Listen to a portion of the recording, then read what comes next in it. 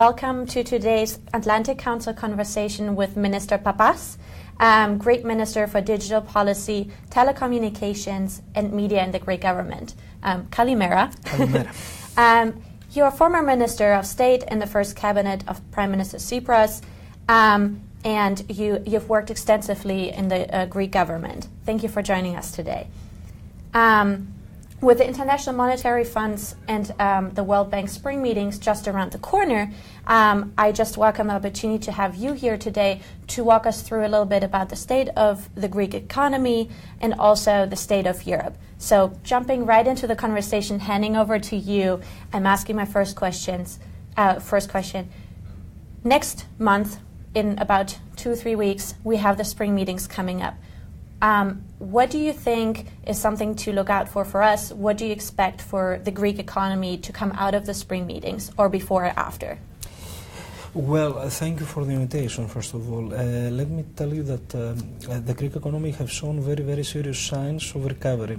In 2016, exports grew by 10%, investment grew by 12%, private consumption grew by 5%.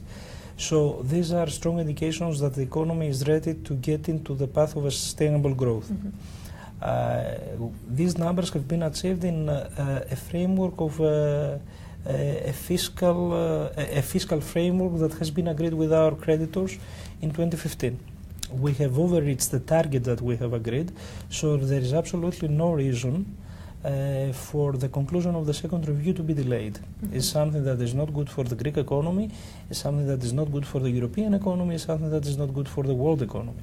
Mm-hmm. So we would expect up to that point that you mentioned, the spring meetings of the IMF, mm-hmm. everything to have been concluded, mm-hmm. and we typically turn the page for the Greek economy and get into the path of growth, which would be positive news for everyone. Mm-hmm. So we all know that today Prime Minister May has announced, triggered Article 50, which is triggering Brexit negotiations. Some people are jumping to quick conclusions saying, next is Brexit.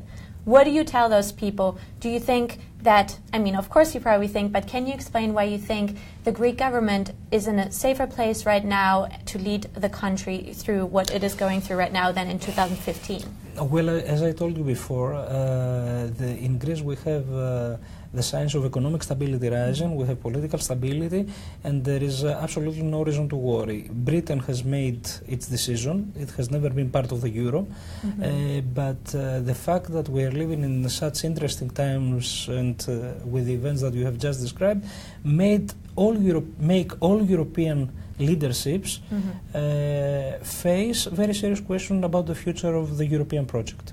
Mm-hmm. And the future of the European project can be no other but serious integration, mm-hmm. Higher budget, a mutualization of debt, all these sorts of decisions that cannot be avoided. Mm-hmm. And I think that if something, European leaderships must not kick the can down the road. The time of decision is now, and everybody should stand up for those decisions. So you are calling for more integration rather than less? Look, we are not in need to rediscover the wheel. We have mm-hmm. seen federal systems working elsewhere in the world, like here in the US. So European leaderships have to be courageous mm-hmm. and to make sure that they build those elements in the Union that will secure its future.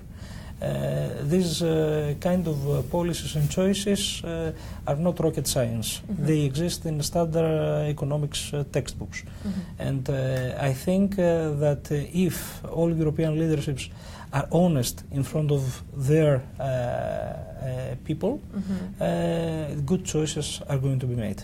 Thank you so much for joining us today for this timely discussion. Thank you very much. Thank you.